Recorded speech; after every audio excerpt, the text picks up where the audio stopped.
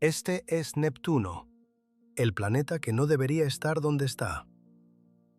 A 4.500 millones de kilómetros del Sol, en una región del espacio donde la luz solar es 900 veces más débil que la que llega a la Tierra, se encuentra un planeta. No es el más grande del sistema solar, no es el más cercano, ni siquiera es el más famoso, pero podría ser el más paradójico. Neptuno es azul.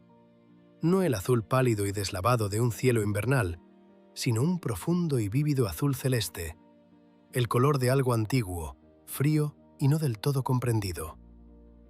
Desde esta distancia, el Sol es poco más que una estrella brillante. El mediodía en Neptuno se sentiría como un profundo crepúsculo aquí en la Tierra. La temperatura en las cimas de las nubes desciende a menos 218 grados Celsius, lo que lo convierte en una de las atmósferas más frías que se pueden medir en el sistema solar. Y sin embargo, este mundo helado y tenuemente iluminado alberga los vientos más rápidos jamás registrados en un planeta. Vientos que aúllan a través de la atmósfera de Neptuno a más de 2.100 km por hora, más rápido que la velocidad del sonido en la Tierra.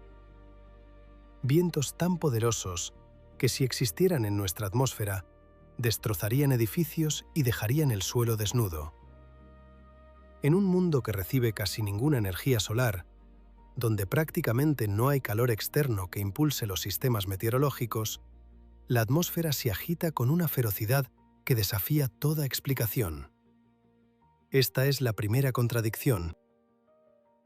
No será la última, porque Neptuno no es simplemente un mundo frío y ventoso en el borde del sistema solar. Es un planeta que no debería estar donde está. Según nuestros mejores modelos sobre cómo se formó el sistema solar, Neptuno nació a miles de millones de kilómetros más cerca del Sol, en algún lugar entre las órbitas de lo que hoy conocemos como Júpiter y Saturno. Creció en un vecindario más cálido y denso, alimentándose del abundante material de la joven nebulosa solar. Y luego, a través de una cadena de eventos gravitacionales que reconfiguraron toda la arquitectura del sistema solar exterior, migró hacia el exterior. Atravesó un cinturón primordial de cuerpos helados, dispersándolos en todas direcciones, hacia el interior, hacia el Sol, hacia el exterior, hacia las estrellas y en las extrañas órbitas que observamos hoy. Al hacerlo, Neptuno destruyó el cinturón de Kuiper original y construyó uno nuevo. Reorganizó los muebles del sistema solar, y lo hizo en silencio, a lo largo de millones de años, sin que nadie lo estuviera observando. Esta noche vamos a seguir el viaje de Neptuno, desde su violento nacimiento en el sistema solar interior hasta su actual exilio en el borde de la oscuridad. Desde las tormentas que rugen en su superficie hasta la lluvia de diamantes que puede caer a través de su interior. Desde su luna robada hasta su campo magnético roto. Porque Neptuno no es simplemente el octavo planeta. Es un registro de todo lo que salió mal y de todo lo que salió bien en la formación de nuestro sistema solar. Y lo que revela sobre el universo es mucho más extraño de lo que oculta. Asegúrate de suscribirte, porque hay muchas más historias cósmicas extraordinarias esperando. Durante la mayor parte de la historia humana, el sistema solar terminaba en Saturno. El sexto planeta, visible a simple vista como un viajero dorado pálido entre las estrellas, marcaba el límite del mundo conocido. Más allá de él no había nada, o eso creían todos. El descubrimiento de Urano en 1781 por William Herschel amplió ese límite por primera vez en la historia registrada, añadiendo un séptimo planeta al catálogo. Pero Urano trajo un problema. No se movía como se suponía que debía hacerlo.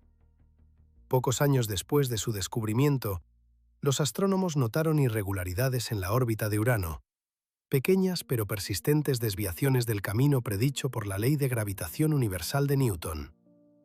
El planeta estaba siendo tirado. Algo masivo e invisible lo estaba desviando ligeramente de su curso. Las discrepancias eran mínimas, pero eran reales, y no podían ser explicadas por la influencia gravitacional de Júpiter, Saturno o cualquier cuerpo conocido. Surgieron dos posibilidades. O las leyes de Newton estaban equivocadas, o había otro planeta allá afuera. En la década de 1840, dos matemáticos, trabajando de manera independiente en lados opuestos del Canal de la Mancha, sin saber de los cálculos del otro, se propusieron encontrarlo.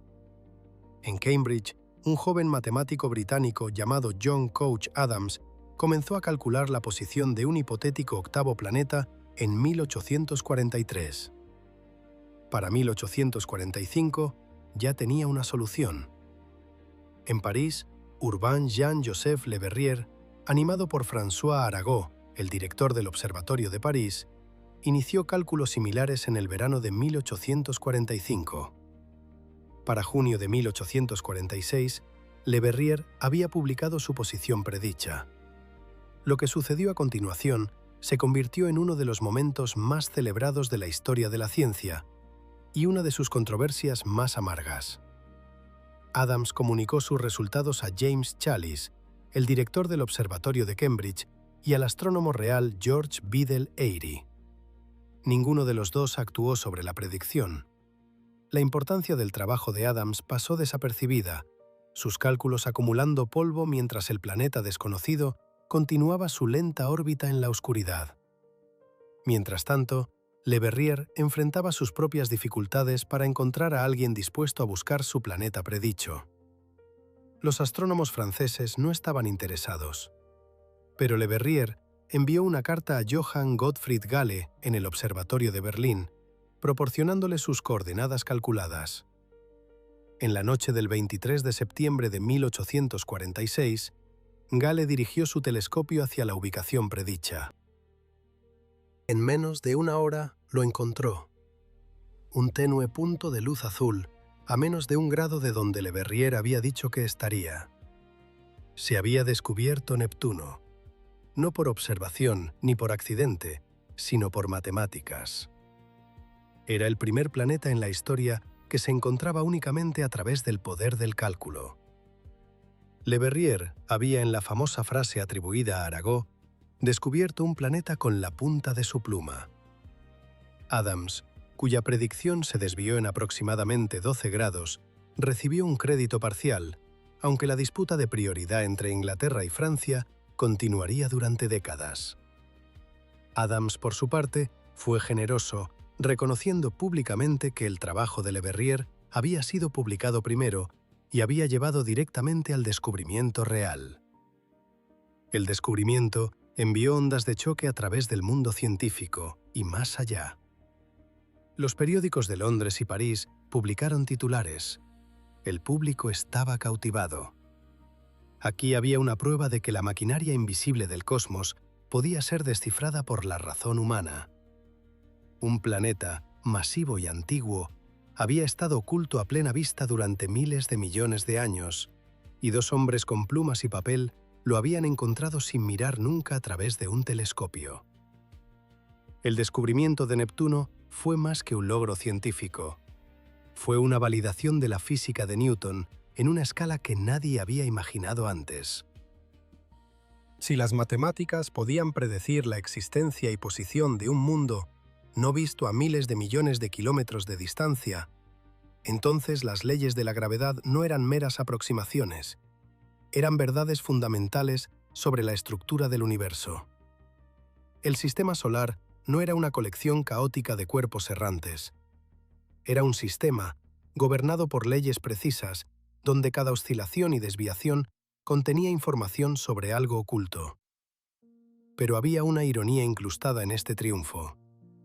Galileo, el padre de la astronomía telescópica, había observado Neptuno con su pequeño telescopio en enero de 1613, más de 200 años antes del descubrimiento de Galle.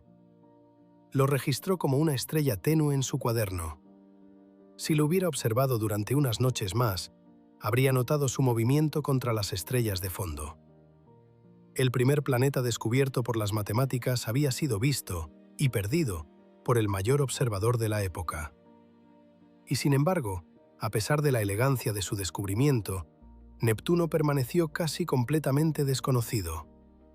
Era un tenue punto azul, inimaginablemente lejano, que revelaba casi nada a través de los telescopios más potentes de los siglos XIX y XX. Su distancia del Sol, aproximadamente 30,1 unidades astronómicas o 4,5 mil millones de kilómetros, significaba que incluso la luz tardaba más de 4 horas en llegar hasta él. Los astrónomos sabían que era grande, quizás 17 veces la masa de la Tierra. Sabían que tenía al menos una luna, Tritón, descubierta apenas 17 días después de Neptuno. Conocían que su atmósfera contenía hidrógeno, helio y metano, lo que le daba su color azul. Pero más allá de estos datos básicos, Neptuno era un misterio envuelto en la oscuridad. Ese misterio permanecería en gran medida intacto durante 143 años, hasta que una única nave espacial, viajando al límite de su propia vida operativa, le dio a la humanidad su primer y único vistazo cercano al octavo planeta. Y lo que reveló fue asombroso. El 25 de agosto de 1989, la nave espacial Voyager 2 de la NASA completó la última etapa de su gran tour, una alineación única en una generación de los planetas exteriores que permitió a una sola sonda visitar Júpiter, Saturno, Urano y Neptuno en secuencia. La Voyager 2 había estado viajando durante 12 años. Estaba a más de 4.000 millones de kilómetros de la Tierra. La señal de sus instrumentos, viajando a la velocidad de la luz, tardaba más de 4 horas en llegar a las antenas de la red de espacio profundo.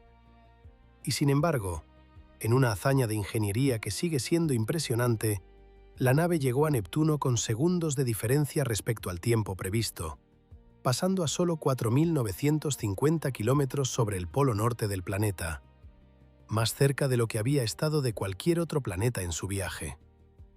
Lo que la Voyager 2 encontró en Neptuno desbarató casi todas las expectativas. La fase de aproximación fue dramática por sí sola.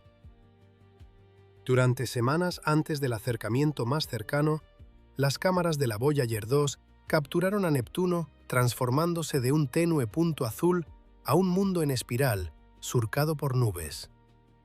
Los miembros del equipo en el laboratorio de propulsión a chorro se agolpaban alrededor de los monitores, observando cada nueva imagen a medida que llegaba, 4 horas después de ser tomada, avanzando por el sistema solar a la velocidad de la luz. No había internet en ese entonces, ni forma de compartir las imágenes al instante con el mundo. En su lugar, el equipo de la Voyager realizaba conferencias de prensa diarias, desvelando a Neptuno al público una fotografía a la vez. Lo que esas fotografías mostraron fue una revelación. Los astrónomos habían asumido que Neptuno, al estar tan lejos del Sol y recibir tan poca energía solar, sería un mundo tranquilo y sin características, muy parecido a Urano, que la Voyager 2 había visitado 3 años antes. Urano, a pesar de estar más cerca del Sol y ser ligeramente más grande, había parecido soso y casi sin textura durante el sobrevuelo de la Voyager. Su atmósfera era un azul verdoso uniforme y brumoso, con pocas características discernibles. Si Urano era tan aburrido, Neptuno, más frío, más distante, más privado de luz solar, debería haber sido aún más monótono. En cambio, Neptuno estaba vivo. La primera sorpresa fue la Gran Mancha Oscura, una masiva tormenta ovalada y oscura en el hemisferio sur de Neptuno, aproximadamente del tamaño de la Tierra. Tenía un parecido superficial con la Gran Mancha Roja de Júpiter, y durante un tiempo los científicos se preguntaron si podría ser una característica igualmente duradera. Alrededor de los bordes de la Gran Mancha Oscura, la Voyager 2 midió vientos de velocidad extraordinaria, hasta 2.100 km por hora, los vientos más rápidos jamás registrados en cualquier planeta. En la Tierra, los huracanes más poderosos generan vientos de aproximadamente 300 km por hora. Los vientos de Neptuno eran 7 veces más rápidos. Eran, de hecho, supersónicos según los estándares terrestres, aunque en la atmósfera más densa de Neptuno permanecían justo por debajo de la velocidad del sonido local. Una segunda tormenta, más pequeña, apodada Manchita Oscura 2 o el Ojo del Mago, giraba a una latitud sur más alta. Nubes brillantes y blancas de cristales de hielo de metano se deslizaban a gran altitud por el planeta, pareciendo notablemente como los cirros en la Tierra, aunque compuestas de metano congelado en lugar de agua congelada. Una pequeña y rápida nube brillante, conocida como Scooter, recorría el planeta a una velocidad diferente a la de las tormentas circundantes, añadiendo una sensación de clima dinámico y complejo. Pero aquí estaba el verdadero enigma. En la Tierra, el clima es impulsado por la energía solar. El Sol calienta la atmósfera de manera desigual, creando gradientes de temperatura que generan vientos, tormentas y patrones de circulación. En Júpiter, tanto el calentamiento solar como un enorme reservorio de calor interno alimentan la turbulencia de la atmósfera. Sin embargo, Neptuno recibe solo alrededor de una 900ava parte de la energía solar que recibe la Tierra. Según cualquier expectativa razonable, simplemente no hay suficiente energía que llegue a Neptuno desde el Sol para impulsar sistemas climáticos de esta magnitud. Y sin embargo, Neptuno irradia aproximadamente 2,6 veces más energía de la que recibe del Sol. Algo dentro del planeta está generando calor, mucho calor. Júpiter y Saturno también irradian más calor del que reciben, pero la proporción de Neptuno es la más alta de cualquier planeta gigante conocido en el sistema solar. Urano, en contraste, irradia casi nada, solo alrededor de 1,1 veces lo que recibe. Este es uno de los rompecabezas más profundos de la ciencia planetaria. Dos planetas de tamaño similar, composición similar y distancia similar del Sol, y aún así, uno brilla con calor interno mientras que el otro es casi inerte. La fuente del calor interno de Neptuno sigue siendo incierta. Una posibilidad es que sea simplemente calor residual de la formación del planeta, la energía gravitacional liberada cuando el material colapsó hace 4,5 mil millones de años, que aún se filtra lentamente. Otra posibilidad involucra el asentamiento gravitacional en curso, elementos más pesados que se hunden lentamente hacia el núcleo, liberando energía potencial a medida que descienden. Una tercera hipótesis invoca la conversión de metano en diamante. A medida que los diamantes se forman y llueven hacia abajo a través del manto, la energía gravitacional de su descenso se convierte en calor. Cada diamante que cae es un pequeño horno, su peso sumando infinitesimalmente al presupuesto térmico del planeta. Pero si el calor residual de formación fuera toda la explicación, entonces Urano, que se formó bajo condiciones ampliamente similares, también debería estar irradiando calor sustancial. El hecho de que no lo haga sugiere que algo diferente le ocurrió a uno de ellos. Quizás Urano experimentó un impacto catastrófico al inicio de su historia que le hizo perder su calor interno más rápidamente. Quizás las estructuras internas de los dos planetas difieren de maneras que aún no comprendemos. La respuesta es desconocida, y sin una misión dedicada de órbita a ninguno de los dos mundos, puede permanecer desconocida durante décadas. Lo que está claro es que el calor interno de Neptuno es lo que impulsa sus extraordinarios vientos. El calor que asciende desde el interior crea potentes corrientes de convección que agitan la atmósfera, generando las enormes tormentas y corrientes en chorro que observó la Voyager 2. En cierto sentido, el clima de Neptuno no proviene de arriba, no del Sol, sino de abajo, del profundo y caliente interior del planeta mismo. Es un mundo cuyas tormentas nacen en la oscuridad. Y las tormentas mismas no son permanentes. Cuando el telescopio espacial Hubble dirigió su mirada hacia Neptuno en 1994, solo 5 años después del sobrevuelo de la Voyager 2, tanto la Gran Mancha Oscura como la Mancha Oscura 2 habían desaparecido. Se habían esfumado. A diferencia de la Gran Mancha Roja de Júpiter, que ha persistido durante siglos, las tormentas de Neptuno aparecen y desaparecen en escalas de tiempo de solo unos pocos años. Desde entonces, el Hubble ha observado la formación de varios nuevos puntos oscuros en la atmósfera de Neptuno, que se desplazan, cambian de forma y eventualmente se disuelven. En 2018, se descubrió un nuevo punto oscuro en el hemisferio norte de Neptuno, el primero que el Hubble pudo documentar desde su nacimiento. Tenía aproximadamente 7.400 kilómetros de ancho, más grande que el Océano Atlántico. Para 2020, había revertido inesperadamente su deriva hacia el sur y comenzado a moverse de nuevo hacia el norte, un comportamiento que nunca se había observado antes y que ningún modelo había predicho. La atmósfera de Neptuno es un lugar de cambio constante, impulsado por fuerzas que apenas podemos medir y gobernado por dinámicas que no comprendemos del todo. En 2023, astrónomos del Observatorio Europeo Austral, utilizando el Gran Telescopio Muy Grande en Chile, lograron algo notable: observar un punto oscuro en Neptuno desde la Tierra por primera vez. Usando un poderoso instrumento llamado MUSE, pudieron analizar la tormenta espectroscópicamente, midiendo la luz en más de 3.500 longitudes de onda diferentes simultáneamente. Los datos revelaron que los puntos oscuros no son agujeros en la capa de nubes, como sugerían algunos modelos. En cambio, parecen ser regiones donde las partículas en una capa debajo de la neblina principal se han oscurecido, probablemente por una mezcla de hielos y neblinas en la atmósfera de Neptuno. El equipo también descubrió un nuevo tipo de nube brillante adyacente al punto oscuro, a la misma altitud. Una nube brillante profunda que nunca había sido identificada antes, ni siquiera por naves espaciales.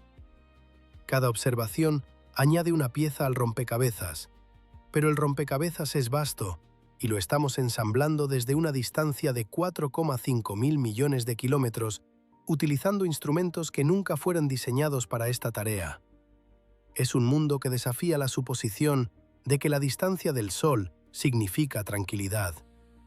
Cuanto más lejos miramos, más activa se vuelve. Y la atmósfera es solo el comienzo. Debajo de ella yace algo mucho más extraño. Si pudieras descender a través de la atmósfera de Neptuno, hundiéndote más allá de las nubes de metano, más allá de las capas de hidrógeno y helio, más profundo en la presión aplastante, no encontrarías una superficie. No hay un suelo sólido en Neptuno, ni un límite entre la atmósfera y el planeta.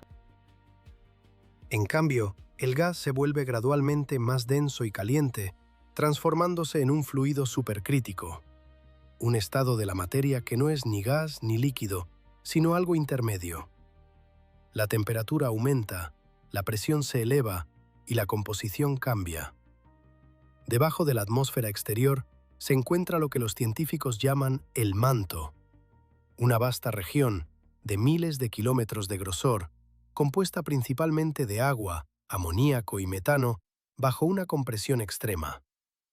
Esto no es hielo en ningún sentido familiar. A las temperaturas y presiones dentro de Neptuno, temperaturas que alcanzan miles de grados, presiones que llegan a millones de atmósferas, estas moléculas se comportan de maneras exóticas que no tienen paralelo en la Tierra. Consideremos el agua. En la superficie de la Tierra, el agua se congela en hielo sólido a 0 grados Celsius y hierve en vapor a 100. Pero en las presiones que se encuentran en las profundidades de Neptuno, cientos de miles de veces la presión atmosférica al nivel del mar, el agua entra en una fase llamada hielo superiónico. En este estado, los átomos de oxígeno se fijan en una rígida red cristalina, mientras que los átomos de hidrógeno se disocian de sus moléculas parentales y fluyen libremente a través de la estructura, comportándose como un líquido, incluso mientras el oxígeno permanece congelado en su lugar. El agua superiónica conduce electricidad. A veces se describe como un hielo negro caliente, una fase de la materia que existe solo bajo condiciones tan extremas que hasta hace poco eran meramente hipotéticas, hasta que los científicos las recrearon en laboratorios utilizando potentes láseres. En 2018, investigadores del Laboratorio Nacional Lawrence Livermore comprimieron agua a presiones que superaban 1 millón de atmósferas mientras la calentaban a miles de grados, y observaron directamente la formación de hielo superiónico por primera vez. El material era cristalino y eléctricamente conductor, hielo que era simultáneamente sólido y líquido, dependiendo de qué átomos se observaran. Existió solo por una fracción de segundo antes de que las condiciones experimentales colapsaran, pero en ese breve momento, los científicos confirmaron que una fase de la materia predicha por la teoría décadas antes era real. Dentro de Neptuno, estas condiciones no son efímeras, son permanentes. En algún lugar profundo en el manto del planeta, puede existir una vasta capa de agua superiónica de manera continua, con su red de oxígeno rígida, mientras sus iones de hidrógeno fluyen como una corriente fluida. Y es esta corriente, este flujo de partículas cargadas a través de una matriz cristalina, la que puede generar el campo magnético de Neptuno. La mayoría de los planetas con campos magnéticos los generan a través de un proceso de dínamo, el agitado de material eléctricamente conductor en el interior del planeta, impulsado por la convección y la rotación. En la Tierra, la dínamo opera en el núcleo externo de hierro líquido. En Júpiter y Saturno, opera en una profunda capa de hidrógeno metálico. Pero el campo magnético de Neptuno no se comporta como ninguno de estos. La Voyager 2 midió el campo magnético de Neptuno y encontró que es profundamente asimétrico. El eje magnético está inclinado 47 grados respecto al eje de rotación del planeta, mucho más que la modesta inclinación de 11 grados de la Tierra. Peor aún, el centro del campo magnético está desplazado del centro geométrico del planeta por aproximadamente 0,55 radios de Neptuno, más de 13.500 kilómetros.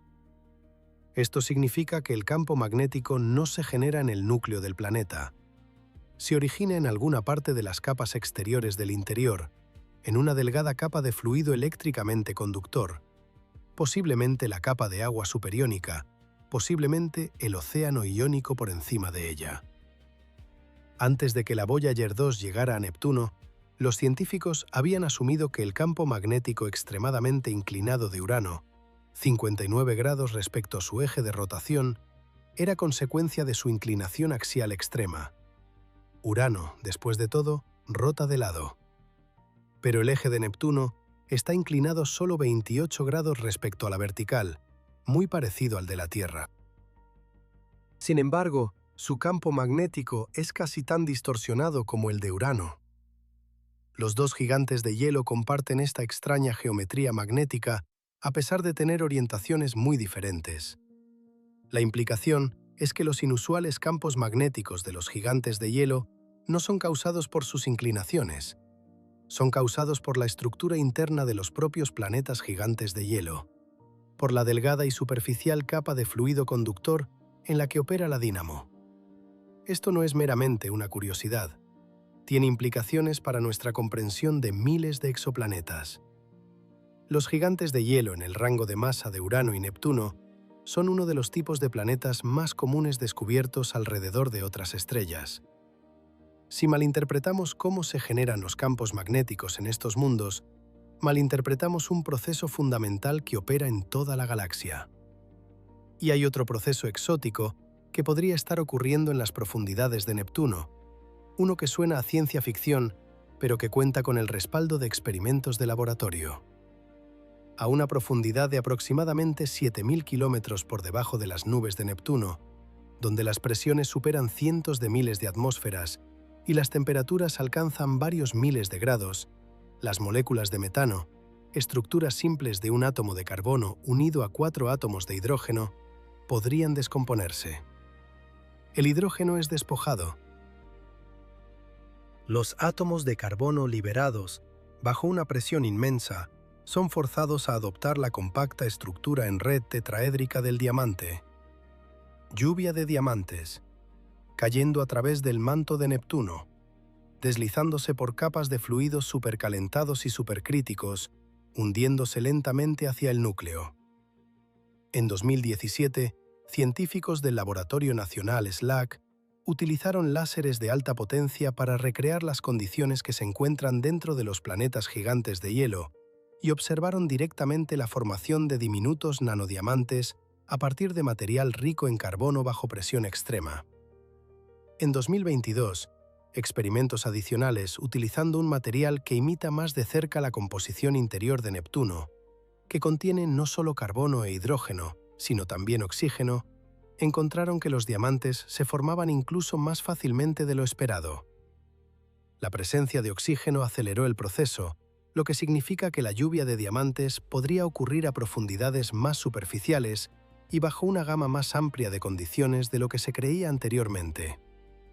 Si este proceso es real y la evidencia de laboratorio es convincente, entonces, en las profundidades de Neptuno, diamantes del tamaño de guijarros, o quizás mucho más grandes, podrían estar cayendo continuamente a través del manto. Algunos investigadores predicen que estos diamantes podrían crecer hasta millones de quilates de peso, cristales individuales de carbono más grandes que cualquier gema que haya existido en la Tierra. A lo largo de miles de millones de años, estos diamantes podrían acumularse alrededor del núcleo del planeta, formando una gruesa y brillante capa de cristal de carbono que rodea el corazón rocoso del planeta. Imagínalo, una capa de diamante de cientos o quizás miles de kilómetros de grosor, sepultando el núcleo de un mundo que ningún ojo humano verá jamás. La energía liberada a medida que los diamantes descienden a través del manto, la energía gravitacional de su caída, contribuiría al presupuesto de calor interno de Neptuno, ayudando a explicar por qué el planeta irradia tanta más energía de la que recibe. En la Tierra, los diamantes son símbolos de riqueza, permanencia y deseo. Economías enteras giran en torno a su extracción y comercio. Se han librado guerras por ellos. Pero en Neptuno son un subproducto de la física, comunes, naturales y eternos. El universo no les otorga valor. Los produce con la misma casualidad con la que un río produce arena. Y junto a los diamantes, los experimentos detectaron la formación de agua superiónica, la misma fase exótica de la materia que podría generar el campo magnético de Neptuno. Los dos procesos están vinculados: lluvia de diamantes y hielo superiónico, cayendo y formándose juntos en la aplastante oscuridad del interior de Neptuno, alimentando el calor del planeta, moldeando su campo magnético, impulsando sus vientos supersónicos. Este no es el Neptuno que aparece en los diagramas de los libros de texto, un suave círculo azul con algunas características etiquetadas. Este es un mundo de extraordinaria complejidad interna, donde el carbono se cristaliza en gemas y el agua se convierte en un conductor de electricidad, donde la línea entre sólido, líquido y gas se disuelve bajo presiones que ningún material terrestre podría soportar. Y todo esto, la química exótica, el extraño campo magnético, el calor interno, fluye de un solo hecho. Neptuno es un gigante de hielo. No un gigante gaseoso como Júpiter o Saturno, que están compuestos principalmente de hidrógeno y helio, sino un tipo de planeta fundamentalmente diferente, construido a partir de materiales más pesados, agua, amoníaco, metano, que eran hielos sólidos en las frías regiones exteriores de la nebulosa solar cuando se formó Neptuno. Estos hielos constituyen aproximadamente el 80% de la masa de Neptuno. Son lo que le da al planeta su densidad, su química y su extrañeza. Pero Neptuno no se formó donde se encuentra ahora. Para entender por qué, debemos retroceder hasta el principio, a los caóticos primeros 100 millones de años del Sistema Solar. Y esa historia involucra una migración tan violenta que reconfiguró todo. Hace 4.500 millones de años, el Sistema Solar no era el ordenado arreglo de planetas que vemos hoy. Los 4 gigantes gaseosos, Júpiter, Saturno, Urano y Neptuno, estaban agrupados en una configuración mucho más compacta, todos orbitando a unas 15 a 20 unidades astronómicas del Sol. Neptuno, el más exterior de los 4, pudo haber estado más cerca del Sol que Urano. Los 2 gigantes de hielo podrían haber intercambiado posiciones por completo en algún momento de su historia temprana. Más allá de las órbitas de los gigantes planetas, se extendía un enorme disco de planetesimales helados, cuerpos pequeños y congelados que sobraron de la formación del Sistema Solar. Este disco, que se extendía desde más allá del gigante planetario más externo, hasta quizás 30 o 35 unidades astronómicas, contenía entre 30 y 50 masas terrestres de material. Era denso, frío y estaba lleno de energía potencial. Y fue este disco el que eventualmente pondría en movimiento el sistema solar exterior. La historia de lo que sucedió a continuación se narra a través de un modelo desarrollado en 2005 por un equipo de astrónomos que trabajaban en Niza, Francia, y que ha llegado a conocerse, de manera apropiada, como el modelo de Niza. En el modelo de Niza, los gigantes planetas inicialmente orbitan en una configuración estable y resonante, cada planeta atrapado en una relación gravitacional con sus vecinos, como engranajes en un reloj. Júpiter y Saturno pudieron haber estado en una resonancia 3:2, con Júpiter completando 3 órbitas por cada 2 de Saturno. Los gigantes de hielo estaban igualmente entrelazados, orbitando en resonancias compactas y anidadas. Esta configuración fue estable durante cientos de millones de años. Pero no era permanente. Poco a poco, de manera imperceptible, el borde exterior del disco de planetesimales comenzó a interactuar con Neptuno. Cuerpos helados individuales fueron dispersados hacia el interior, intercambiando energía orbital con el gigante planetario más externo. Neptuno se desplazó hacia afuera. Las resonancias entre los planetas comenzaron a cambiar. Y luego, en algún momento entre 500 millones y 1000 millones de años después de la formación del Sistema Solar, la configuración resonante se rompió.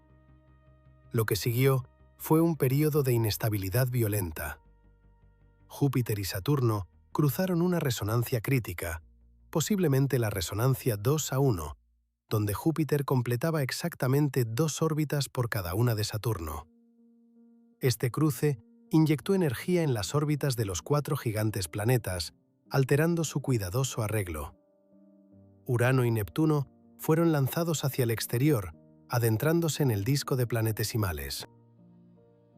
Los gigantes de hielo atravesaron el cinturón de cuerpos congelados como barcos en un puerto, dispersando planetesimales en todas direcciones.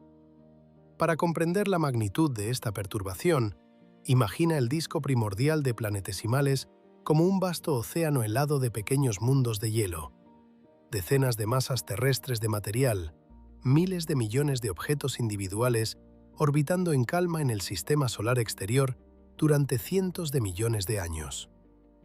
Y luego llega Neptuno, avanzando a gran velocidad en una órbita en expansión, su gravedad agitando este océano helado en un caos. Cuerpos que habían orbitado pacíficamente durante cientos de millones de años fueron de repente arrancados hacia nuevas trayectorias. Algunos fueron lanzados hacia el interior, hacia Júpiter, que a su vez expulsó a la mayoría de ellos del sistema solar por completo. Otros fueron lanzados a órbitas alargadas e inclinadas que los llevaban muy por encima y por debajo del plano del sistema solar. Unos pocos, unos afortunados, fueron capturados en órbitas resonantes que los mantendrían estables durante miles de millones de años. El resto se perdió en el vacío. Las consecuencias fueron catastróficas y de gran alcance. Los planetesimales fueron arrojados hacia el interior del sistema solar, donde bombardearon los planetas terrestres y la Luna en un evento que podría corresponder al bombardeo intenso tardío, un período que tuvo lugar hace aproximadamente 3,9 mil millones de años, cuando la tasa de impactos en la Luna y la Tierra se disparó dramáticamente. Otros fueron lanzados hacia el exterior, mucho más allá del disco original, poblando el disco disperso y la nube de Oort, la vasta esfera de cuerpos helados que se extiende hasta la mitad del camino hacia la estrella más cercana. El cinturón de Kuiper original, el denso y compacto disco de cuerpos helados que una vez se encontraba justo más allá de los planetas gigantes, fue efectivamente destruido. La migración hacia fuera de Neptuno lo atravesó, capturando algunos objetos en órbitas resonantes, dispersando otros en trayectorias erráticas y expulsando a la gran mayoría del sistema solar por completo. Las estimaciones actuales sugieren que se perdió el 99% o más de la masa original del cinturón de Kuiper primordial durante este proceso. Lo que queda hoy, el delgado y empobrecido cinturón de objetos helados que observamos entre aproximadamente 30 y 50 unidades astronómicas, es una sombra de lo que alguna vez existió, un remanente, una ruina. Y Neptuno fue el instrumento de esa ruina. A medida que migraba hacia afuera, sus resonancias de movimiento medio, las proporciones orbitales donde la gravedad de Neptuno ejerce su influencia más fuerte, atravesaron el disco como redes invisibles, atrapando algunos objetos y destruyendo otros. Plutón, por ejemplo, está atrapado en una resonancia 3:2 con Neptuno. Por cada 3 órbitas que completa Neptuno, Plutón completa 2. No es una coincidencia. Plutón fue capturado en esta resonancia durante la migración de Neptuno y ha permanecido allí desde entonces. Cientos de otros objetos transneptunianos comparten esta resonancia. Se les llama plutinos, y su existencia es una de las pruebas más contundentes de que la migración de Neptuno realmente ocurrió. El modelo de Niza, en sus diversas iteraciones, ha tenido un éxito notable al explicar la arquitectura a gran escala del sistema solar exterior. Da cuenta de las poblaciones resonantes en el cinturón de Kuiper, explica el disco disperso, proporciona un mecanismo para el bombardeo intenso tardío, incluso explica por qué Júpiter tiene asteroides troyanos, pequeños cuerpos que comparten su órbita, con propiedades que sugieren que fueron capturados del sistema solar exterior durante la migración. Pero hay detalles que siguen sin resolverse. El momento exacto de la inestabilidad sigue siendo objeto de debate. Algunas versiones del modelo requieren un quinto planeta gigante, un gigante de hielo adicional que fue expulsado del sistema solar por completo durante la inestabilidad, lanzado al espacio interestelar por la gravedad de Júpiter, nunca más a regresar. El modelo de Niza de 5 planetas se considera ahora más consistente con la estructura observada del cinturón de Kuiper que la versión original de 4 planetas. Piénsalo por un momento. Nuestro sistema solar pudo haber contenido alguna vez 5 planetas gigantes. Uno de ellos pudo haberse perdido, lanzado al vacío entre las estrellas durante el mismo tumulto que envió a Neptuno a su órbita actual. Un planeta del tamaño de Neptuno o Urano, vagando por el espacio interestelar durante 4.000 millones de años, invisible y solo, su superficie congelada por el frío del vacío, su atmósfera lentamente condensándose y colapsando a medida que se alejaba más y más de cualquier estrella. Nunca sabríamos que existió, excepto porque las cicatrices de su expulsión están escritas en la distribución de cuerpos helados en el borde del sistema solar. La distribución de inclinaciones del cinturón de Kuiper clásico caliente, la variedad de inclinaciones orbitales entre sus miembros, se reproduce mejor en modelos que incluyen un quinto planeta. Las excentricidades orbitales de ciertos objetos del disco disperso tienen más sentido si un gigante de hielo adicional estuvo presente durante la inestabilidad. La evidencia es indirecta pero creciente, y la implicación es profunda. El sistema solar que habitamos puede no ser el sistema solar que se construyó originalmente. Una parte de él está perdida. El cinturón de Kuiper no es simplemente un cinturón de restos helados, es una escena del crimen. Y Neptuno es tanto el detective como el sospechoso. Esto es lo que hace que la posición actual de Neptuno sea tan notable. No está donde nació, está donde terminó, tras una migración violenta que destruyó la arquitectura original del sistema solar exterior y la reconstruyó desde cero. Cada característica del cinturón de Kuiper, las poblaciones resonantes, el disco disperso, el cinturón clásico frío, los extraños objetos desvinculados con órbitas que nunca se acercan a ningún planeta, lleva la huella del paso de Neptuno. El planeta que no debería estar donde está, resultó ser el planeta que colocó todo lo demás donde está. Y sigue moldeando el sistema solar exterior hoy en día. La gravedad de Neptuno no es un vestigio del pasado. Es una influencia persistente y continua. Sus resonancias de movimiento medio siguen atrapando y esculpiendo las órbitas de los objetos del cinturón de Kuiper.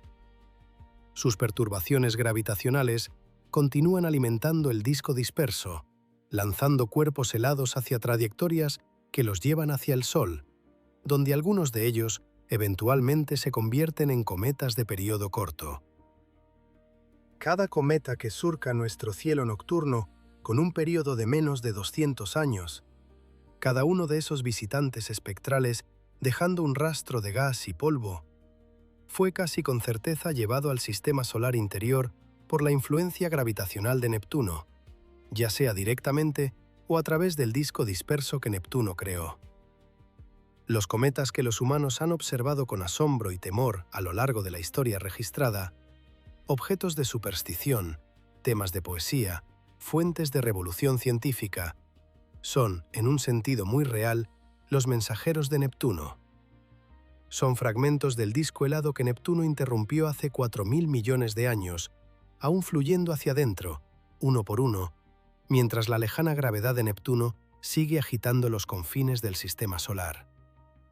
Incluso a una distancia de 30 unidades astronómicas, la influencia de Neptuno se extiende mucho más allá de su vecindario inmediato. Es el guardián del sistema solar exterior. Neptuno no solo dispersó el contenido del primordial cinturón de Kuiper durante su migración, también robó algo. Y lo que robó es uno de los objetos más extraordinarios del sistema solar. Tritón es la luna más grande de Neptuno y es una cautiva. Con un diámetro de 2.710 kilómetros, Tritón es la séptima luna más grande del sistema solar, ligeramente más grande que el planeta enano Plutón y casi idéntica a Plutón en composición. Su densidad, sus hielos superficiales, su delgada atmósfera de nitrógeno, todas estas propiedades sugieren que Tritón y Plutón se formaron en la misma región del sistema solar exterior. Son, en cierto sentido, hermanos. Pero Tritón no está donde debería estar. Orbita Neptuno en una dirección retrógrada, opuesta a la rotación del planeta. Esto es extraordinariamente inusual. Todas las grandes lunas que se formaron junto a sus planetas padres orbitan en la misma dirección que la rotación del planeta, porque se condensaron a partir del mismo disco de material que formó el propio planeta. Una órbita retrógrada para una gran luna es una firma de captura. Tritón no se formó alrededor de Neptuno. Fue arrebatado de algún otro lugar. El escenario más ampliamente aceptado implica un intercambio binario. En el temprano sistema solar, muchos objetos del cinturón de Kuiper existían como pares binarios, dos cuerpos orbitando entre sí mientras viajaban alrededor del Sol. Si tal sistema binario pasaba lo suficientemente cerca de Neptuno, la interacción gravitacional podría desgarrar el par, capturando a un miembro en órbita alrededor de Neptuno, mientras el otro es lanzado al espacio interestelar. Las simulaciones por computadora muestran que este proceso no solo es plausible, sino que pudo haber sido relativamente común durante la migración hacia afuera de Neptuno, cuando el planeta se encontraba con un gran número de objetos del cinturón de Kuiper. La captura de Tritón no fue un proceso suave. Inmediatamente después de ser atrapado, Tritón habría estado en una órbita altamente elíptica y excéntrica alrededor de Neptuno. Cada vez que se acercaba al planeta, las fuerzas de marea habrían flexionado su interior, generando un calor enorme. Cada vez que se alejaba, el calor se disipaba parcialmente.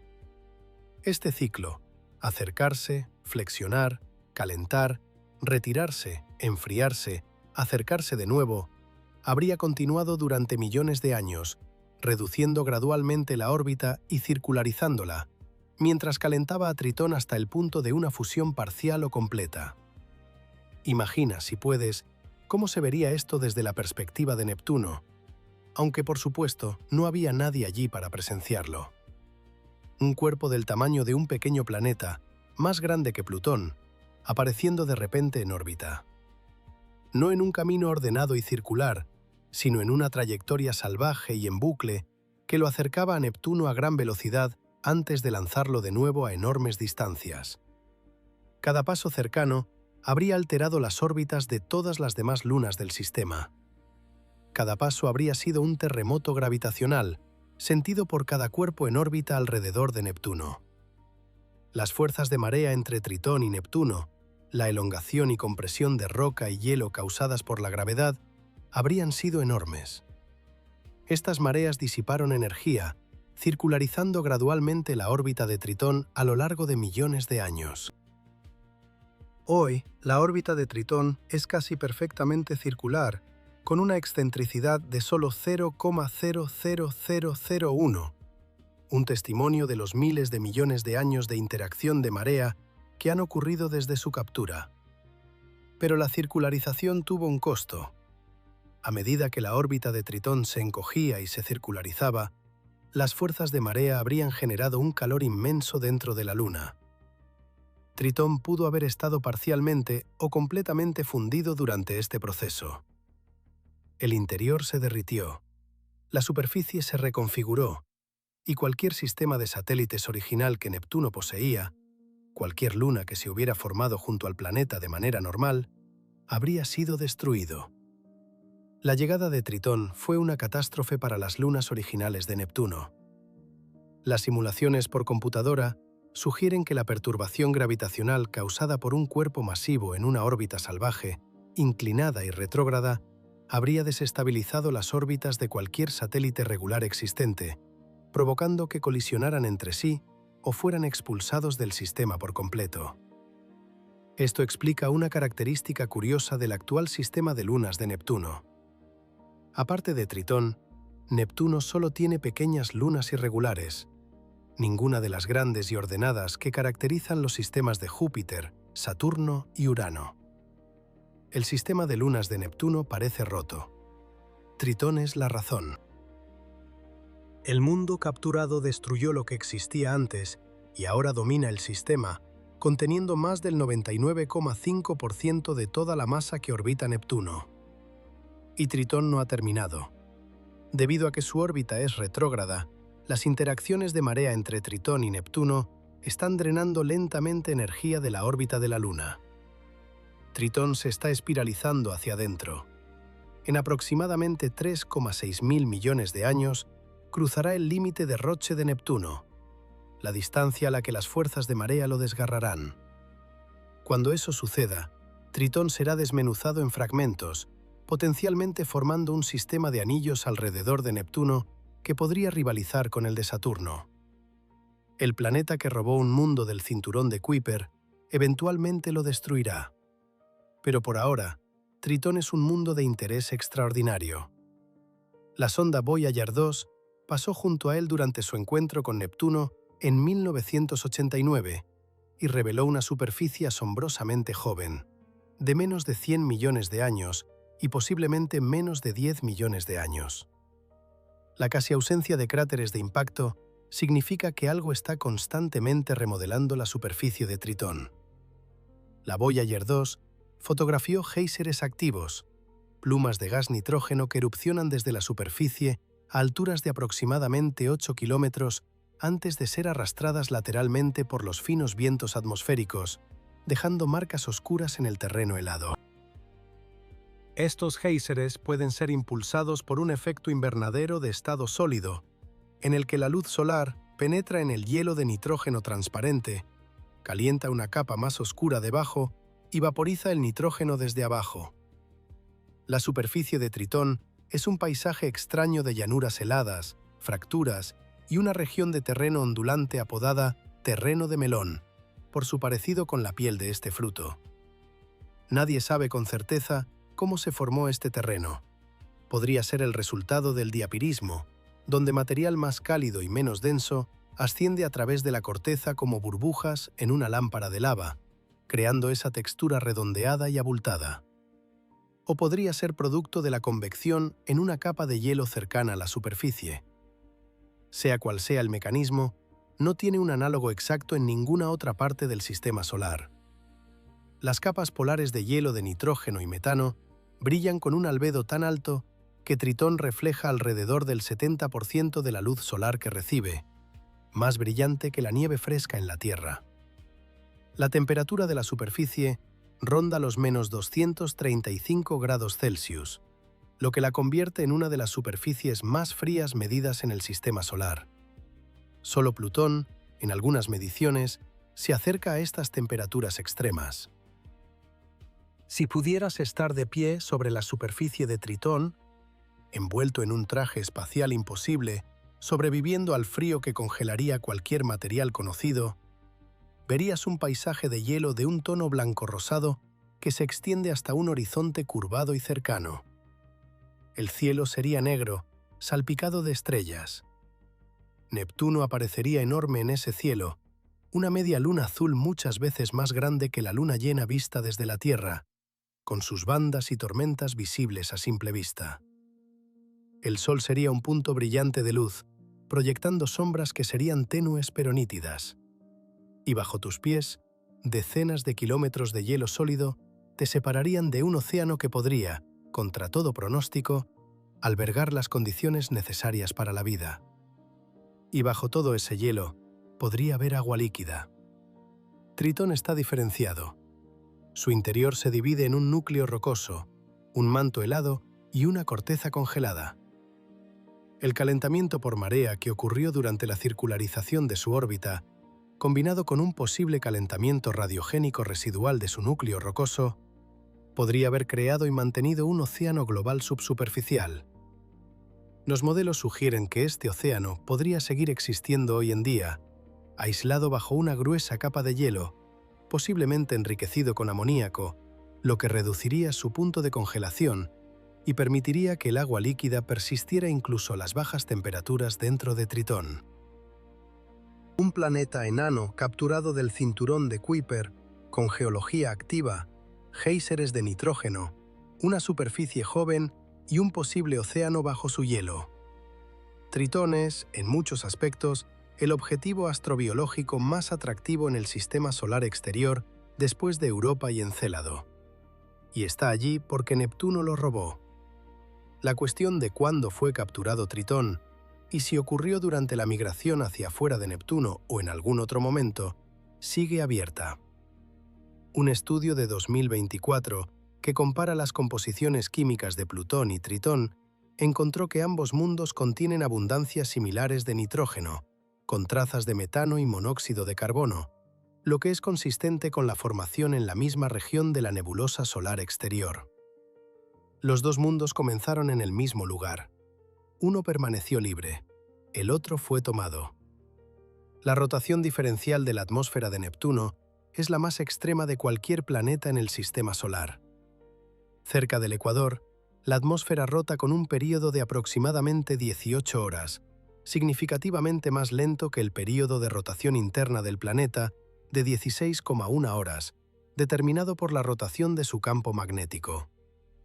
En latitudes más altas, particularmente cerca de los polos, la rotación atmosférica se acelera, alcanzando períodos tan cortos como 12 horas.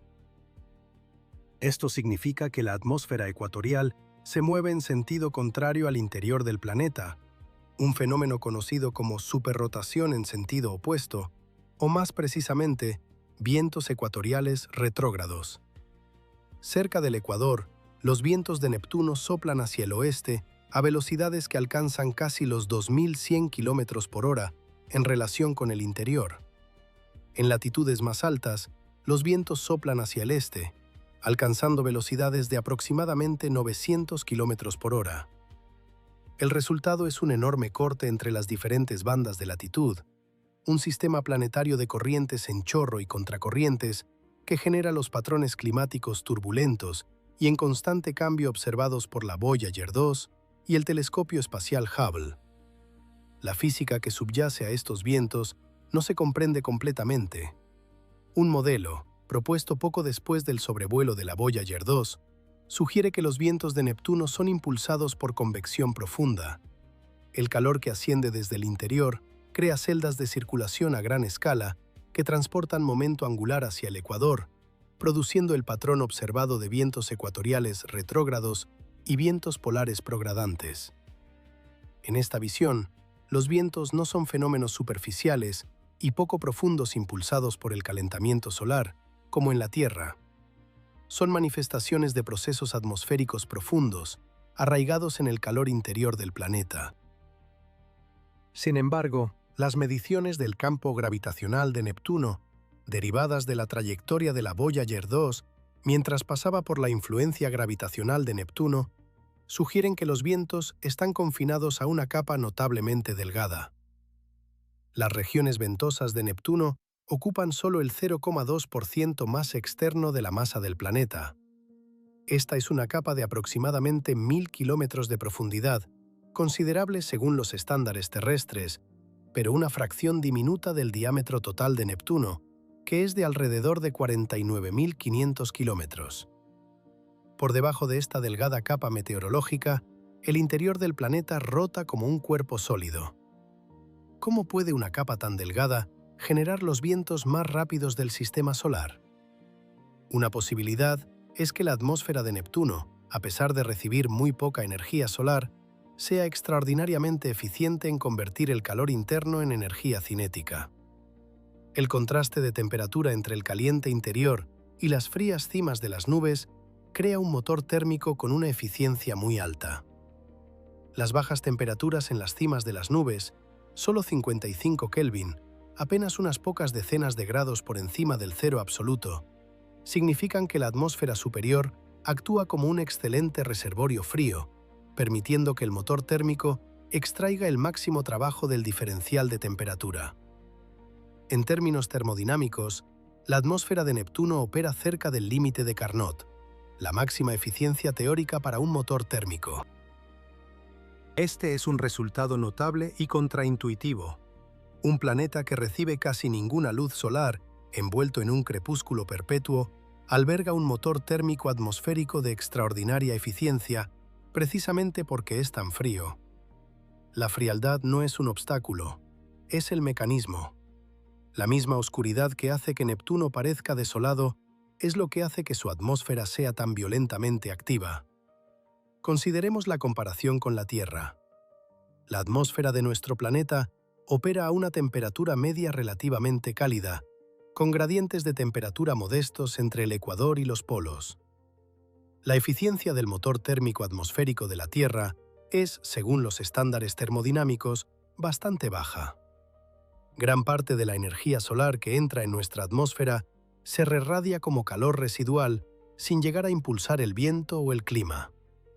La atmósfera de Neptuno, en contraste, existe a temperaturas cercanas al cero absoluto en su límite superior, mientras que su interior puede alcanzar miles de grados. Este enorme gradiente de temperatura crea las condiciones para una conversión extraordinariamente eficiente de energía térmica en movimiento. Menos energía entrante, pero una extracción mucho más eficiente. El resultado son vientos que eclipsan cualquier cosa en la Tierra, Júpiter o Saturno. Esto tiene implicaciones que van más allá de Neptuno. Si las atmósferas de los gigantes de hielo son inherentemente más eficientes en convertir el calor interno en circulación atmosférica, entonces los miles de mini-Neptunos y exoplanetas gigantes de hielo que orbitan otras estrellas podrían albergar sistemas meteorológicos igualmente violentos. Una categoría de planetas que alguna vez supusimos que era fría y tranquila puede, de hecho, ser la clase de mundos más tempestuosa de la galaxia.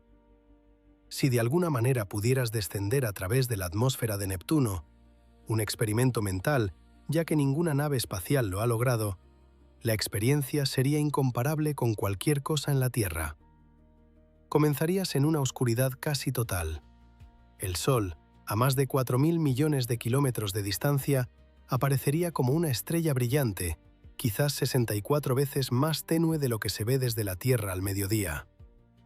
La temperatura rondaría los menos 220 grados Celsius. Los vientos te azotarían a velocidades supersónicas. A medida que descendieras, la atmósfera se iría espesando. El azul se intensificaría.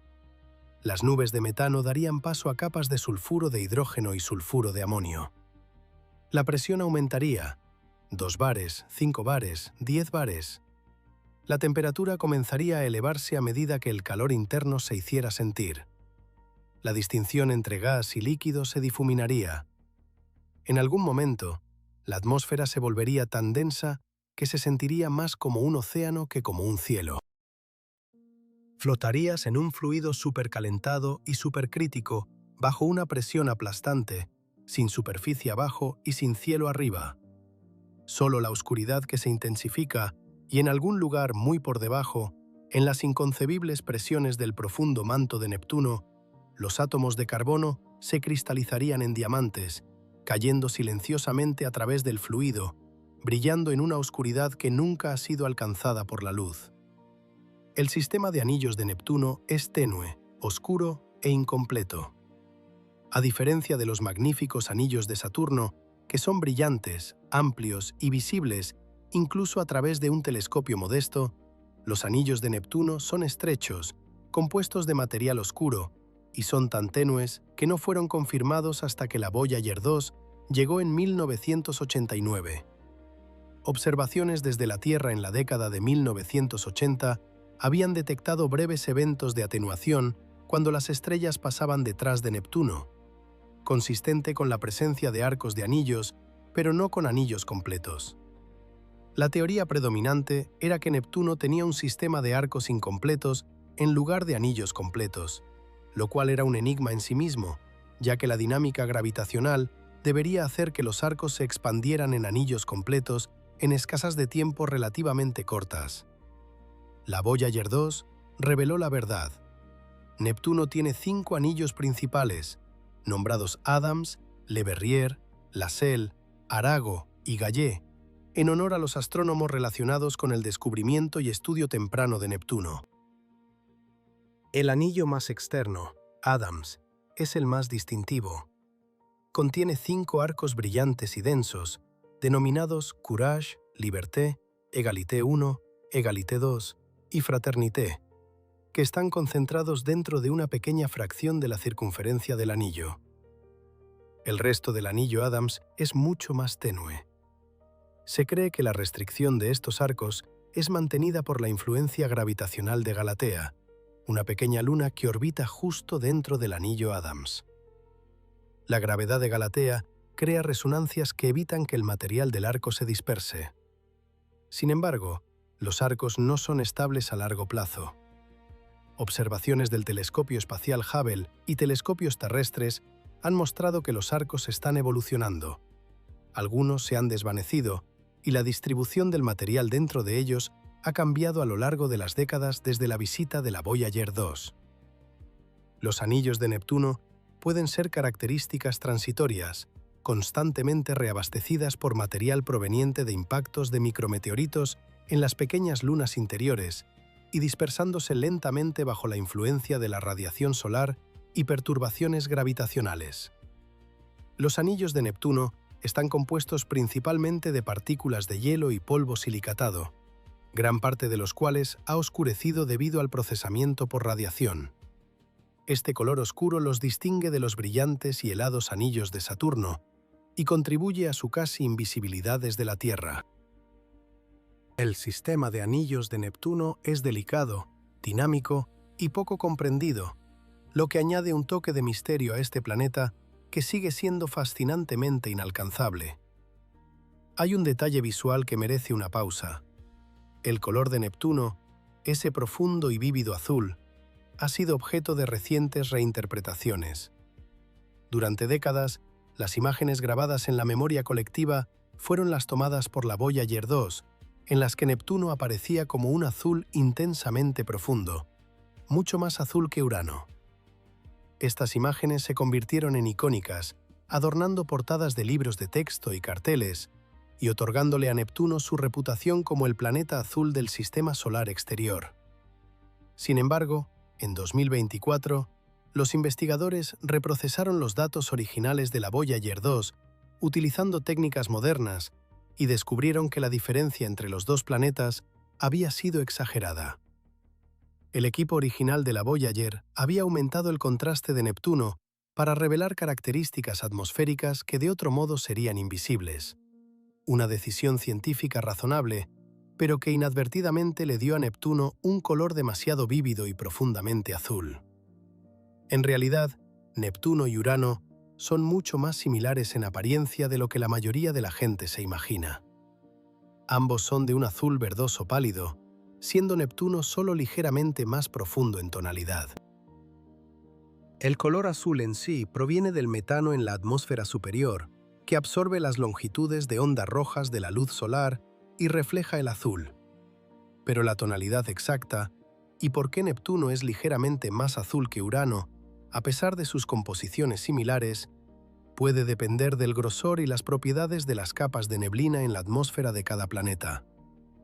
Una neblina más delgada en Neptuno permitiría que más absorción del metano se manifestara, produciendo un azul más profundo. Comprender este detalle aparentemente trivial del color requiere entender toda la estructura vertical de la atmósfera de Neptuno, algo que una misión de sobrevuelo no puede proporcionar y que solo un orbitador podría caracterizar plenamente. Y hablando de alcance, Neptuno tiene 16 lunas conocidas según las encuestas más recientes, aunque este número sigue creciendo a medida que los telescopios se vuelven más sensibles. La mayoría de estas lunas son pequeñas, irregulares y probablemente objetos capturados. Solo Tritón es lo suficientemente grande como para ser esférico por gravedad. La siguiente luna más grande, Proteo, tiene una forma irregular, está fuertemente craterizada y mide apenas unos 420 kilómetros de ancho. Nereida, otra luna notable, tiene una de las órbitas más excéntricas de cualquier luna en el sistema solar. Su distancia a Neptuno varía por un factor de casi 7 entre su punto más cercano y el más lejano. Esta extrema excentricidad podría ser consecuencia de la captura de Tritón, que pudo haber dispersado gravitacionalmente a Nereida hacia su actual órbita tan errática. El sistema lunar de Neptuno es un estudio del resultado de eventos pasados. Tritón domina, habiendo destruido lo que existía antes. Los pequeños sobrevivientes, Proteo, Nereida, Larisa, Galatea, Despina y otros, son fragmentos del sistema original o objetos capturados posteriormente.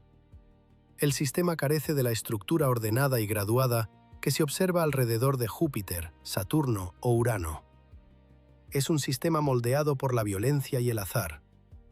Para entender cómo Neptuno llegó a su estado actual, debemos regresar a los primeros años del sistema solar, a los primeros millones de años, cuando el Sol era una estrella joven rodeada de un disco giratorio de gas y polvo. Dentro de este disco, la gravedad comenzó a atraer material. Cerca del Sol, donde las temperaturas eran altas, solo los materiales rocosos y metálicos podían condensarse, formando los planetas terrestres: Mercurio, Venus, Tierra y Marte. Más allá, más lejos de una frontera conocida como la línea de nieve, las temperaturas eran lo suficientemente frías como para que el agua, el amoníaco y el metano se condensaran en hielos sólidos. Estos hielos proporcionaron material adicional de construcción, permitiendo que los protoplanetas crecieran más grandes y más rápido. Júpiter fue el primero en formarse. Estaba lo suficientemente cerca del Sol como para que el disco protoplanetario aún estuviera denso con material, y su núcleo, quizás de 10 a 15 masas terrestres de roca y hielo, creció rápidamente, lo que le permitió comenzar a captar hidrógeno y helio antes de que el viento solar arrastrara el gas restante. Júpiter se convirtió en un gigante, 318 masas terrestres, una vasta esfera de hidrógeno y helio comprimidos que envuelven un núcleo denso. Saturno se formó a continuación, mediante un proceso similar, alcanzando unas 95 masas terrestres. Ambos planetas cruzaron el umbral crítico. Una vez que un núcleo se vuelve lo suficientemente masivo, aproximadamente 10 masas terrestres, comienza a atraer gravitacionalmente gas de la nebulosa circundante a un ritmo acelerado, un proceso conocido como acreción de gas descontrolada. Esto es lo que convierte a un gigante gaseoso en un gigante gaseoso. No se trata solo de su tamaño. Es un cuerpo que alcanzó la masa crítica mientras el gas aún estaba disponible. Pero los gigantes de hielo, Urano y Neptuno, no tuvieron la misma suerte. Se formaron más lejos del Sol, donde el disco era más delgado y la acreción más lenta. el tiempo corría en su contra. Los vientos estelares T Tauri del joven Sol ya estaban despojando de gas la nebulosa exterior. Para cuando sus núcleos rocosos y helados alcanzaron varias masas terrestres, el disco de gas ya se estaba disipando. Capturaron algo de hidrógeno y helio, pero mucho menos que Júpiter o Saturno. Por eso son gigantes de hielo, en lugar de gigantes gaseosos. Están compuestos principalmente de elementos pesados, con solo una delgada envoltura de hidrógeno y helio que constituye aproximadamente el 20% de su masa. Son los planetas que casi se convirtieron en gigantes gaseosos, pero que perdieron la oportunidad. Son los podrían haber sido del Sistema Solar. Sin embargo, el modelo estándar de formación in situ enfrenta un problema serio.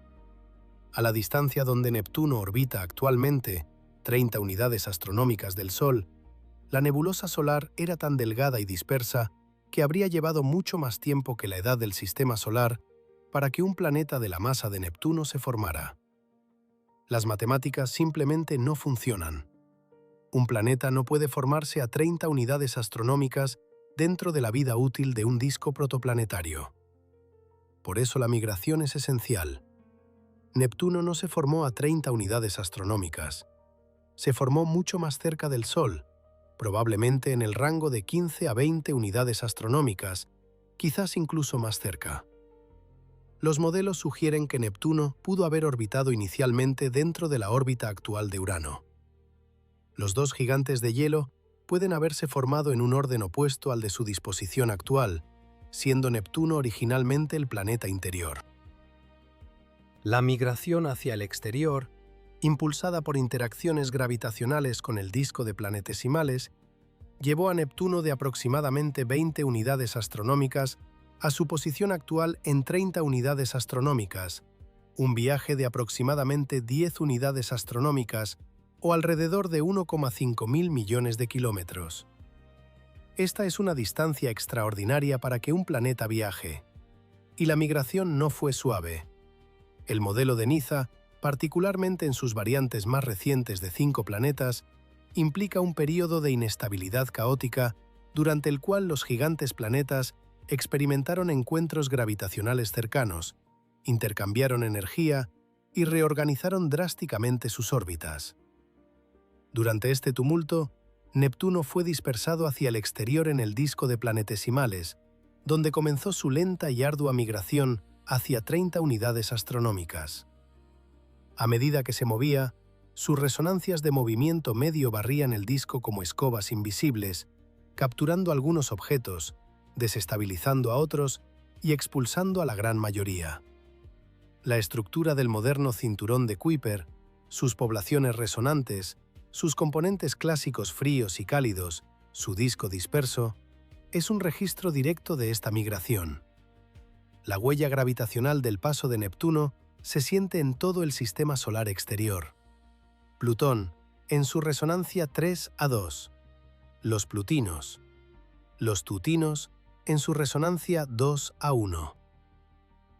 El cinturón clásico frío, una población de objetos de baja inclinación que se sitúan entre 42 y 48 unidades astronómicas, que pueden haberse formado en su lugar y sobrevivido a la migración de Neptuno en gran medida sin alteraciones. El cinturón clásico caliente, una población de objetos de mayor inclinación que fueron dispersados en sus órbitas actuales por la influencia gravitacional de Neptuno. Los objetos del disco disperso, con sus órbitas alargadas y salvajes, que los acercan a Neptuno en el perihelio antes de llevarlos lejos hacia el sistema solar exterior. Cada una de estas poblaciones cuenta una parte de la historia. Juntas, pintan un cuadro de un sistema solar que fue profundamente transformado por la migración de un solo planeta. El cinturón clásico frío es quizás el más conmovedor. Estos son objetos que orbitan entre aproximadamente 42 y 48 unidades astronómicas, con bajas inclinaciones y bajas excentricidades, órbitas tranquilas y no perturbadas que sugieren que han estado donde están desde el principio. Muchos de ellos son binarios, dos pequeños cuerpos helados que orbitan entre sí mientras viajan alrededor del Sol, unidos por el más débil de los lazos gravitacionales. La supervivencia de estos frágiles binarios nos dice algo extraordinario. La migración de Neptuno, aunque devastadora para la mayor parte del disco primordial, de alguna manera dejó esta estrecha región en gran medida intacta.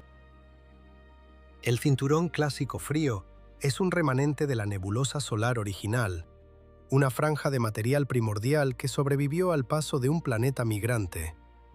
Es la muestra más antigua y más prístina del temprano sistema solar a la que podemos acceder.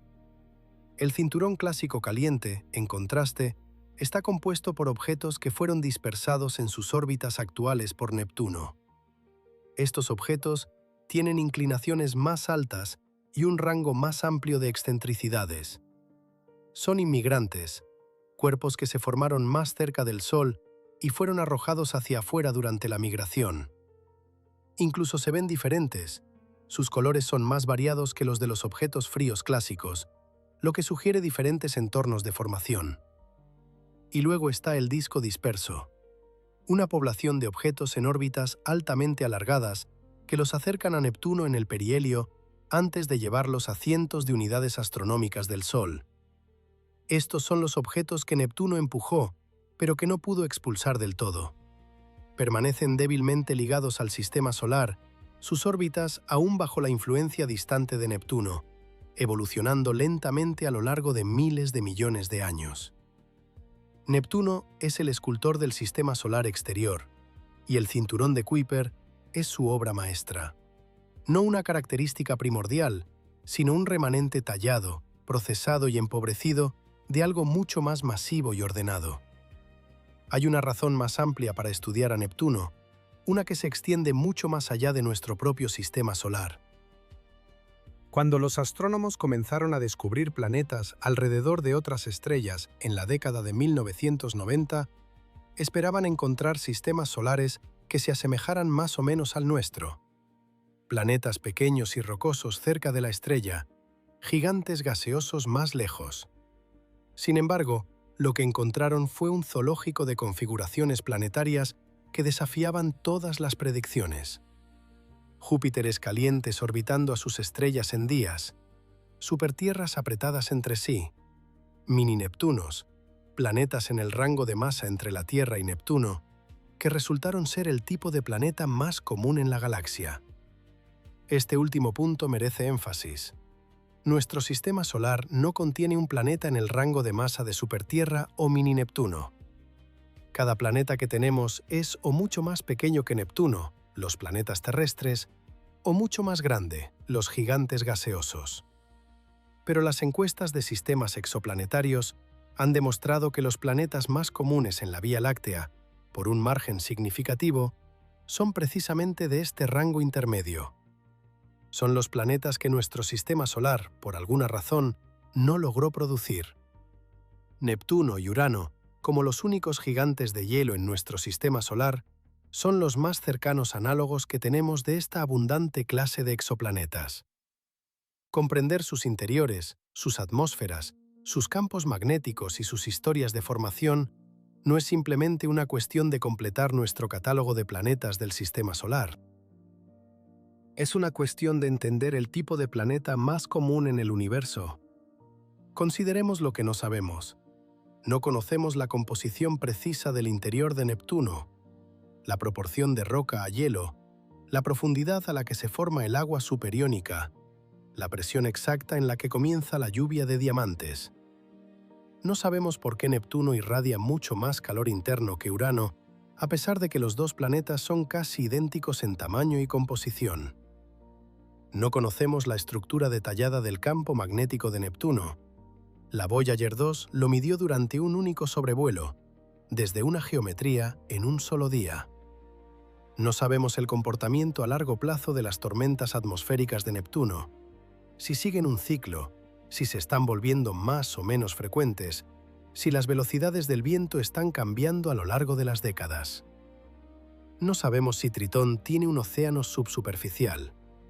No conocemos la composición de los anillos de Neptuno en detalle. No sabemos cuántas lunas tiene Neptuno. El conteo actual de 16 es casi con seguridad incompleto. Cada uno de estos desconocidos tiene implicaciones que se extienden mucho más allá del sistema solar. La proporción de roca a hielo en Neptuno restringe los modelos de cómo se acumulan los núcleos de los gigantes de hielo, lo que a su vez limita las historias de formación de los miles de gigantes de hielo exoplanetarios. La estructura del campo magnético revela la profundidad y composición de la región del dínamo, lo que nos dice sobre la química interna de todos los planetas gigantes de hielo. La dinámica atmosférica revela cómo opera el clima en atmósferas de hidrógeno, helio y metano, lo cual es relevante para la caracterización de las atmósferas exoplanetarias por el telescopio espacial James Webb y sus sucesores. En resumen, Neptuno es una piedra de Rosetta para toda una clase de mundos, y apenas hemos leído la primera línea. Y sin embargo, sabemos menos sobre Neptuno y Urano que sobre cualquier otro tipo de planeta en el sistema solar. Hemos enviado orbitadores a Mercurio, Venus, Marte, Júpiter y Saturno.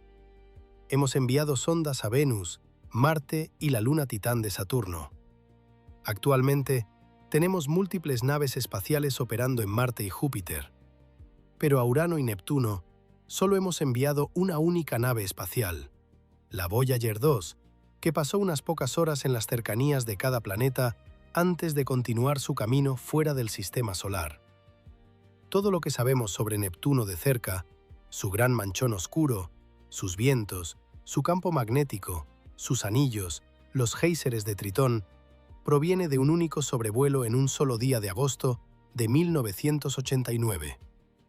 Nunca hemos orbitado Neptuno, nunca hemos enviado una sonda a su atmósfera, nunca hemos aterrizado en Tritón. Si malinterpretamos a Neptuno, su estructura interna, su presupuesto de calor, su dínamo, su dinámica atmosférica, entonces malinterpretamos las propiedades de miles de mundos similares a través de la galaxia. Las consecuencias no son meramente locales, son cósmicas. Se han propuesto varios conceptos de misión para regresar a Neptuno. El más ambicioso es Neptune Odyssey, un orbitador y sonda atmosférica de clase Flagship desarrollado por un equipo del Laboratorio de Física Aplicada de Johns Hopkins. Modelado a la escala y el alcance de la misión Cassini a Saturno, Neptune Odyssey se lanzaría en la década de 2030. Navegaría durante 12 a 16 años, dependiendo de si se dispone de un asistente gravitacional de Júpiter, y pasaría 4 años orbitando el sistema de Neptuno. Llevaría un conjunto de instrumentos para estudiar la atmósfera de Neptuno, su interior, campo magnético, anillos y pequeñas lunas. Realizaría docenas de acercamientos a Tritón, mapeando su superficie, sondeando en busca de un océano subsuperficial y estudiando sus géiseres y atmósfera. Y antes de entrar en órbita, liberaría una pequeña sonda de entrada atmosférica que descendería a la atmósfera de Neptuno, tomando mediciones durante aproximadamente 37 minutos mientras se hundía hasta el nivel de presión de 10 bares. La misión terminaría, al igual que Cassini, con un gran final, atravesando los anillos antes de realizar una última inmersión en la atmósfera de Neptuno. Los datos que devolvería transformarían nuestra comprensión de los gigantes de hielo, los planetas enanos del cinturón de Kuiper y los sistemas planetarios en general. Sin embargo, Neptune Odyssey no fue seleccionada. La encuesta decadal de Ciencias Planetarias 2023 a 2032, el informe que se publica una vez por década y establece las prioridades para el programa de exploración planetaria de la NASA, recomendó un orbitador y sonda de Urano como la misión insignia de mayor prioridad por delante de Neptuno. Las razones fueron principalmente logísticas. Urano está más cerca, lo que requiere menos tiempo de viaje y menos combustible. Las oportunidades de lanzamiento son más favorables. La arquitectura de la misión es más simple y económica. Neptuno, por ahora, debe esperar. Existen otros conceptos. La misión de sobrevuelo Trident, que habría llegado a Neptuno y Tritón en 2038, pero no fue seleccionada. Una propuesta china para una sonda nuclear eléctrica que orbitaría Neptuno y potencialmente aterrizaría en Tritón. y el concepto Nautilus, un orbitador de clase New Frontiers para Neptuno que podría lanzarse en la década de 2040 y llegar en la de 2050. Pero los plazos son largos. Las distancias son vastas. Una nave espacial lanzada hacia Neptuno en la década de 2030 no llegaría hasta finales de la década de 2040. Los niños nacidos el año de su lanzamiento podrían estar entrando en la adultez para cuando envíe de vuelta sus primeras imágenes. Esta es la escala temporal de la exploración del sistema solar exterior, medida no en meses o años, sino en décadas. Y cada década que esperamos es una década en la que el tipo de planeta más común en la galaxia permanece esencialmente sin estudiar por naves espaciales dedicadas. Hay una urgencia enterrada en estas largas escalas de tiempo. El polo sur de Tritón, donde Voyager 2 observó los géiseres, está actualmente iluminado por el Sol. Pero a medida que Neptuno orbita alrededor del Sol en un periodo de 164,8 años, el hemisferio sur eventualmente rotará hacia la oscuridad. Los grandes penachos seguirán iluminados hasta aproximadamente 2060, pero después de eso, la oportunidad de observarlos no regresará en más de un siglo.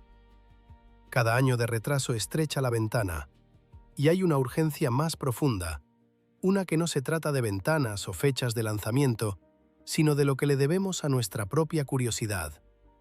La especie humana ha existido durante aproximadamente 300.000 años. Durante casi todo ese tiempo, Neptuno fue invisible, una presencia silenciosa en la oscuridad exterior, orbitando pacientemente, guardando sus secretos. Hemos conocido su existencia durante menos de 200 años. Lo hemos visto de cerca exactamente una vez. La brecha entre lo que sabemos y lo que podríamos saber es vasta, y se amplía cada año que no regresamos. Enviamos la Voyager 2 a Neptuno cuando aún no existía Internet. Los científicos que analizaron sus datos utilizaron computadoras menos potentes que un teléfono inteligente moderno. Las imágenes que revelaron la gran mancha oscura de Neptuno, los géiseres de Tritón y los vientos más rápidos del sistema solar fueron procesadas con técnicas que ahora son obsoletas desde hace décadas. ¿Qué podríamos descubrir con instrumentos modernos, cámaras actuales, espectrómetros, herramientas 1000 veces más sensibles que las que llevaba la Voyager? La respuesta es: no lo sabemos. Y precisamente por eso deberíamos ir. Ahora, retrocedamos un poco, alejándonos de los detalles, de las velocidades del viento, las mediciones del campo magnético y los parámetros orbitales, y consideremos lo que Neptuno significa. Aquí tenemos un planeta que nació en el lugar equivocado y migró a su hogar actual a través de un proceso de violencia gravitacional que destruyó la estructura original del sistema solar exterior. Un planeta cuya llegada a 30 unidades astronómicas creó el cinturón de Kuiper tal como lo conocemos, atrapando algunos objetos, dispersando otros y expulsando a la gran mayoría al espacio interestelar. Un planeta que robó un mundo del cinturón de Kuiper, Tritón, y al hacerlo destruyó su propio sistema de lunas original. Un planeta cuyo interior puede llover diamantes a través de capas de hielo caliente y eléctricamente conductivo, generando un campo magnético tan distorsionado que desafía cualquier comparación con otros planetas que hemos estudiado. Un planeta donde los vientos más rápidos del sistema solar soplan a través de una atmósfera tan fría y tan privada de luz solar que nadie esperaba que allí existiera el clima. Neptuno no encaja perfectamente en categorías. No es un gigante gaseoso, no es un planeta terrestre. Es algo más, un gigante de hielo, una clase de planeta que apenas comenzamos a entender y que resulta ser el tipo de planeta más común en la galaxia. El planeta más descuidado de nuestro sistema solar es, en un contexto cósmico más amplio, el más representativo. Y quizás esa sea la lección más profunda que Neptuno nos ofrece. El sistema solar no nos debe simplicidad. No se organiza para nuestra conveniencia ni se ajusta a nuestras expectativas. Durante siglos, supusimos que los planetas se formaban donde orbitan, que el sistema solar exterior era frío y silencioso, que la distancia del Sol significaba quietud. Neptuno demostró que todo eso estaba equivocado. Se formó en otro lugar, migró, destruyó y reconstruyó. Se enfurece con tormentas alimentadas no por el Sol, sino por su propio calor interno. Esconde una química exótica en su manto y un mundo oceánico robado en su órbita. Hay algo humillante en esto. Vivimos en un pequeño planeta rocoso en el sistema solar interior, un lugar cálido y brillante donde el agua fluye como líquido, donde el sol domina el cielo, donde el clima es impulsado por la energía solar. Tendemos a proyectar nuestra experiencia hacia afuera, asumiendo que el resto del sistema solar opera bajo las mismas reglas. Neptuno es la corrección. Nos muestra que los planetas pueden generar su propio clima a partir del calor interno, que los campos magnéticos pueden ser asimétricos y aún así funcionar, que el hielo puede volverse eléctricamente conductivo, que el carbono puede llover en forma de diamantes a través de fluidos lo suficientemente calientes como para derretir plomo, que una luna puede orbitar hacia atrás, albergando un océano oculto, porque fue arrancada de su lugar de nacimiento por la gravedad de un mundo que era, en sí mismo, un intruso. El universo no está obligado a tener sentido en nuestros términos. Opera de acuerdo con sus propias leyes que podemos descubrir pero no dictar. La extrañeza de Neptuno no es un fracaso de nuestros modelos, es una invitación a construir mejores. Cada vez que hemos mirado más de cerca a Neptuno, hemos descubierto que es más extraño, más complejo y más importante de lo que creíamos. Y apenas hemos comenzado a explorar. Una sola nave espacial, un único sobrevuelo, unas pocas horas de datos de 1989. Todo lo demás, imágenes del Hubble, observaciones desde la Tierra, simulaciones de lluvia de diamantes en laboratorio, es una aproximación lejana, extraída de un planeta que se revela con reticencia, como un mensaje escrito en un idioma que aún estamos aprendiendo a descifrar. El sistema solar no es un museo de objetos estáticos, es un sistema dinámico, moldeado por la migración, la colisión, la captura y la escultura gravitacional a lo largo de miles de millones de años. Neptuno es la prueba de ello. El planeta que no debería estar donde está, resulta ser el planeta que explica por qué todo lo demás está donde está. Su posición no es un accidente, es una consecuencia de la formación, de la migración, del caos, del tiempo. Y en algún lugar, a 4.500 millones de kilómetros del Sol, en una región de crepúsculo perpetuo donde la temperatura nunca supera los 200 grados bajo cero, Neptuno continúa su lenta órbita. Un año en Neptuno, un único viaje alrededor del Sol, toma 164,8 años terrestres. Desde su descubrimiento en 1846, apenas ha completado una órbita completa, terminando su primera revolución completa en 2011. El planeta que fue hallado por las matemáticas en la era de los barcos de vela aún no había regresado al lugar donde fue avistado por primera vez antes de que llegara la era de los teléfonos inteligentes. Con una inclinación axial de aproximadamente 28 grados, similar a la de la Tierra, Neptuno experimenta estaciones, pero cada estación dura más de 40 años terrestres. Un verano neptuniano es más largo que el reinado de la mayoría de las dinastías. Un niño nacido durante la primavera neptuniana envejecería antes de que llegara el otoño. Los cambios estacionales, aunque sutiles a tal distancia del Sol, han sido detectados por el telescopio espacial Hubble. Los patrones de nubes cambian, la luminosidad de los hemisferios varía y la atmósfera responde al ángulo de iluminación solar que cambia lentamente. Incluso a 4,5 mil millones de kilómetros, la influencia del Sol no es nula, simplemente es muy silenciosa. El planeta se mueve con una paciencia que hace que la civilización humana parezca un pensamiento pasajero. Su atmósfera azul hierve con tormentas invisibles. Su campo magnético barre la oscuridad en ángulos extraños, generado por un hielo exótico que ninguna mano humana ha tocado jamás. En lo profundo de su manto, los diamantes pueden estar cayendo a través de un fluido más caliente que la lava, asentándose alrededor de un núcleo de roca y metal del tamaño de la Tierra.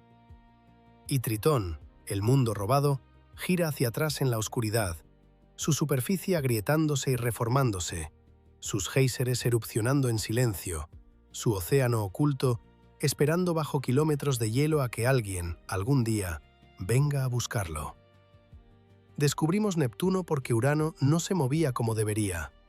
Un tambaleo, una desviación, un susurro de influencia gravitacional de algo no visto. Y de ese susurro, dos matemáticos, trabajando solos en diferentes países, sin saber el uno del otro, construyeron una predicción tan precisa que el planeta fue encontrado en cuestión de horas tras la primera búsqueda. Este sigue siendo uno de los momentos más bellos en la historia del pensamiento humano. Nos dice que el universo, por vasto y extraño que sea, no está más allá de nuestra capacidad de comprensión. Podemos escuchar, podemos calcular, podemos encontrar lo que está oculto. Pero encontrar Neptuno fue solo el comienzo. Comprenderlo es el trabajo de siglos, y aún estamos en el primer capítulo.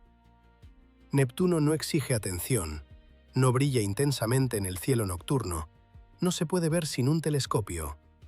Se encuentra más allá del alcance de la exploración sencilla, más allá de los plazos de la voluntad política, más allá de los límites de lo que la mayoría de las personas imagina al pensar en el sistema solar.